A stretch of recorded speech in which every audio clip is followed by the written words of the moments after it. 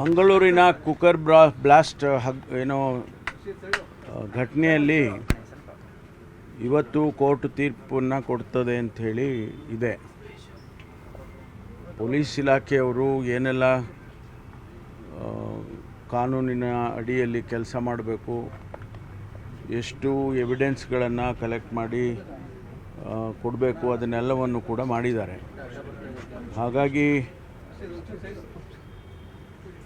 ಒಂದು ತೀರ್ಪು, ನ್ಯಾಯವಾದಂಥ ತೀರ್ಪು ಬರ್ತದೆ ಅಂತ ಹೇಳಿ ನಾನು ಅಪೇಕ್ಷೆ ಪಡ್ತೇನೆ. ಅದನ್ನು ಕಾದು ನೋಡೋಣ. ಬಿಜೆಪಿಯವರು ಈ ಪ್ರಕರಣ ಆದಾಗ ಬ್ರದರ್ಸ್ ಅವರು ಅಂದರೆ ಡಿ ಕೆ ಶಿ ಅವರು ಹೇಳಿಕೆ ಇಟ್ಕೊಂಡು ಕಾಂಗ್ರೆಸ್ನವರು ಬ್ರದರ್ಸ್ ಅವರು ಅನ್ನುವಂಥ ಟೀಕೆಯನ್ನು ಕೂಡ ಮಾಡಿದ್ರು ಸರ್. ಇಲ್ಲ, ಎರಡು ವಿಚಾರ ಗಮನದಲ್ಲಿ ಇಟ್ಕೋಬೇಕು ಇಂಥ ಪ್ರಕರಣಗಳಲ್ಲಿ. ಒಂದು, ರಾಜಕೀಯವಾಗಿ ಮಾತನಾಡ್ತಕ್ಕಂಥದ್ದು, ರಾಜಕೀಯವಾಗಿ ಹೇಳಿಕೆಗಳನ್ನು ಕೊಡ್ತಕ್ಕಂಥದ್ದು, ಅದು ಒಂದು ಭಾಗ. ಅದನ್ನು ಅವರು ವಿರೋಧ ಪಕ್ಷದವರು ಅಥವಾ ಬೇರೆ ಬೇರೆಯವರು ರಾಜಕೀಯವಾಗಿ ಹೇಳಿಕೆಗಳನ್ನು ಕೊಟ್ಟಿರೋದು ನಾವೆಲ್ಲ ಗಮನಿಸಿದ್ದೇವೆ. ಆದರೆ ಕಾನೂನಾತ್ಮಕವಾಗಿ ಏನು ಮಾಡಬೇಕು ಅನ್ನೋದು ಭಾಳ ಮುಖ್ಯ. ಅದನ್ನು ಇವತ್ತು ಪ್ರಕಟಣೆ ಮಾಡ್ತಾರೆ.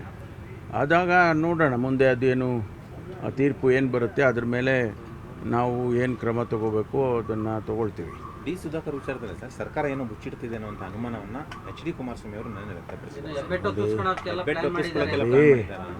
ನಾವು ಇಂಥ ಪ್ರಕರಣಗಳಲ್ಲಿ, ಇಂಥ ವಿಚಾರಗಳಲ್ಲಿ ಕೂಡ ಒಂದಿಷ್ಟು ಮಾನವೀಯತೆಯನ್ನು ತೋರಿಸ್ಬೇಕಲ್ವ.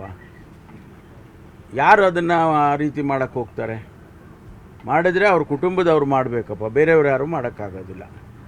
ಏನು ಸರ್ಕಾರ ಹೆಬ್ಬೆಟ್ಟೊತ್ತಿಸ್ಕೊಳ್ಳುತ್ತಾ?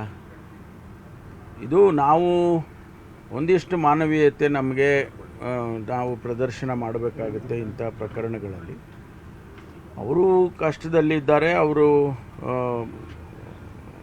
ಇಂಟೆನ್ಸಿವ್ ಕೇರ್ನಲ್ಲಿ ಅವರಿನ್ನೂ ಕೂಡ ಅವರಿಗೆ ಇದು ಪ್ರಜ್ಞೆ ಬಂದಿಲ್ಲ ಅಂತೇಳಿ ಹೇಳಿದರು. ಹಾಗಿರುವಾಗ ಸ್ವಲ್ಪ ನಾವು ಒಂದಿಷ್ಟು ಕಾದು ನೋಡೋಣ. ಕಾಂಗ್ರೆಸ್ನಲ್ಲಿ ಸರ್ ಪಂಚರಾಜ್ಯಗಳ ಫಲಿತಾಂಶ ಬರೋಕ್ಕೆ ಮುಂಚೆನೇ ಬೆಳವಣಿಗೆಗಳು ಜಾಸ್ತಿ ಆಗಿಬಿಟ್ಟಿದ್ದಾವೆ ಅಂತ ಪವರ್ ಶೇರ್ ವಿಚಾರ. ಯಾವ ಬೆಳವಣಿಗೆ? ಕಾಂಗ್ರೆಸ್ನಲ್ಲಿ ರಾಜಕೀಯ ಬೆಳವಣಿಗೆಗಳು ಸರ್. ಅಲ್ಲ, ರಾಜಕೀಯ ಮಾಡೋದೇ ರಾಜಕೀಯ, ಏನು ಬೆಳವಣಿಗೆ? ಏನು ಬೆಳವಣಿಗೆ? ಮೇ 10 ಅಲ್ಲಪ್ಪ, ಇದು ರಾಜಕಾರಣ ಅಂತಲೇ ಹೇಳೋದಲ್ವಾ. ರಾಜಕಾರಣ ಅಂತ ಡೆಫಿನೇಷನ್ ಏನು ಹೇಳ್ತಾರೆ ಅದರಲ್ಲೇ ಇದೆಲ್ಲ ಬಂದ್ಬಿಡುತ್ತೆ. ಅದಕ್ಕೆ ಪ್ರತ್ಯೇಕವಾಗಿ ರಾಜಕೀಯ ಅನ್ನೋದೇನಿಲ್ವಲ್ಲ.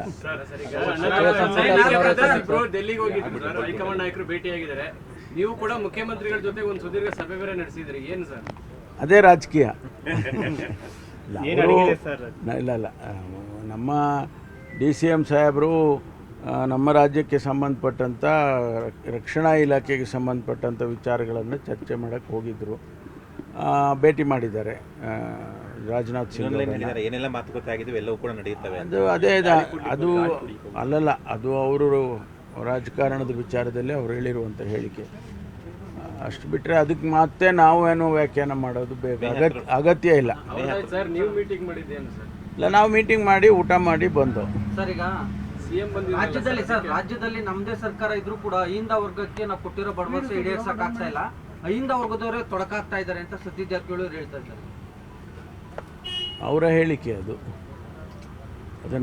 ನನ್ನದು ಯಾವುದು ಪ್ರತಿಕ್ರಿಯೆ ಅದಕ್ಕೆ ಇರೋದಿಲ್ಲ. ಸೋಶಿಯೋ ಎಕನಾಮಿಕ್ ಸರ್ವೆದ ರಿಪೋರ್ಟ್ ಜನವರಿ ಅಥವಾ ಫೆಬ್ರವರಿ ಒಳಗಡೆ ಕೊಡ್ತಾರೆ ಅಂತ ಒಂದು ಆಂಟಿಸಿಪೇಷನ್ ಇತ್ತು. ಏಪ್ರಿಲ್ ಕಡಿತಾ ಬಂತು. ಟೈಮ್ ಬೌಂಡ್ ಇಲ್ಲ ಅನ್ನೋ ಒಂದು ರೀತಿ ಮಾತುಗಳೀಗ ಆರಂಭ ಆಗಿದೆ. ಇಲ್ಲ, ಬೇರೆ ಬೇರೆ ಕಾರಣಕ್ಕೆ ಅವರು ಈಗ ಚುನಾವಣೆಗಳು ಮತ್ತು ರಾಜಕೀಯ ಬೆಳವಣಿಗೆಗಳು ಇವೆಲ್ಲ, ಅಸೆಂಬ್ಲಿ ಇದು ಅಧಿವೇಶನ ಇದೆಲ್ಲ ನೋಡಿಕೊಂಡು ಅವರು ಒಂದಿಷ್ಟು ಮುಂದಕ್ಕೆ ಸಮಯ ತಗೊಳ್ಬೋದು ಅಂತ ಅನಿಸುತ್ತೆ. ಅದ್ರ ಬಗ್ಗೆ ಹೆಚ್ಚು ಮಾಹಿತಿ ನನಗೆ ಇಲ್ಲ. ಅದ್ರ ಬಗ್ಗೆ ಪ್ರತಿಕ್ರಿಯೆ ಮಾಡೋದು ಮಾಹಿತಿ ಇಲ್ಲದೆ ಸರಿ ಕಾಣೋದಿಲ್ಲ. ಸರ್, ಈ RCB ಗುಜರಾತ್ ಪಂದ್ಯದ ವೇಳೆ KC ಅವರು ಕೊಟ್ಟಿರ್ತಕ್ಕಂಥ ಟಿಕೆಟ್ನ ಅಕ್ರಮವಾಗಿ ಮಾಡ್ಕೊಂಡಿದ್ದಾರೆ ಅಂತ FIR ದಾಖಲಾಗಿದೆ ಸರ್. FIR ದಾಖಲಾಗಿದ್ದರೆ ಅವ್ರ ಮೇಲೆ ಕ್ರಮ ತಗೊಳ್ತಾರೆ ಪೊಲೀಸ್ನವರು. ಬ್ಲಾಕಲ್ಲಿ ಮಾಡೋದಕ್ಕೆ ಅವಕಾಶ ಇಲ್ಲ ಅಲ್ವಾ.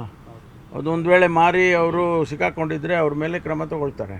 ಈಗ ಟಿಕೆಟ್ ಸಿಗಲ್ಲ ಅಂತ ಫ್ಯಾನ್ಸ್ ಒದ್ದಾಡ್ತಿರ್ತಾರೆ ಸರ್. ಇದ್ರ ನಡುವೆ ಒಬ್ಬರ ಹತ್ರ 100 ಟಿಕೆಟ್ ಬ್ಲಾಕಲ್ಲಿ ಮಾರೋರು ಸಿಕ್ಕಾಕೊಳ್ತಾರೆ ನೋಡಿ. ಇದು ಆನ್ಲೈನ್ನಲ್ಲಿ ಅಲ್ಲಲ್ಲ, ಅದನ್ನು ವೆರಿಫೈ ಮಾಡ್ತಾರೆ ಪೊಲೀಸವರು, ವೆರಿಫೈ ಮಾಡ್ತಾರೆ. ಯಾಕೆಂದರೆ ನಮಗೆ ಅದಕ್ಕೆ ಸಂಬಂಧ ಇಲ್ಲ. ನಾವು ಅವರಿಗೆ ಬಿಟ್ಟಿದ್ದೀವಿ. ಆನ್ಲೈನ್ನಲ್ಲಿ ಟಿಕೆಟ್ ಮಾರೋದು ಅದೆಲ್ಲ ಅವರಿಗೆ ಬಿಟ್ಟಿರೋದು. ಆನ್ಲೈನ್ನಲ್ಲಿ ಮಾಡಿದ್ದಾರೆ, ಅದೆಲ್ಲೂ ಎಲ್ಲಿ ಯಾವ ರೀತಿ ಅದು ನಡೆದಿದೆ ಅನ್ನೋದನ್ನು ಈಗ ಏನು FIR ಆಗಿದೆ ಅದರಲ್ಲಿ ಪರಿಶೀಲನೆ ಮಾಡ್ತಾರೆ. Thank you. ನಿರ್ಭೀತ, ನಿಷ್ಪಕ್ಷಪಾತ, ವಿಶ್ವಾಸಾರ್ಹ ಸುದ್ದಿಗಳಿಗೆ ಮತ್ತೊಂದು ಹೆಸರಾಗಿರುವಂತ News18 ಕನ್ನಡ ಈಗ ಆಪ್ನಲ್ಲೂ ಲಭ್ಯವಿದೆ. ದಯವಿಟ್ಟು ಇಲ್ಲಿರುವಂತ QR ಕೋಡ್ ಸ್ಕ್ಯಾನ್ ಮಾಡಿಕೊಂಡು ಆಪ್ ಡೌನ್ಲೋಡ್ ಮಾಡೋದಕ್ಕೆ ಮರಿಬೇಡಿ.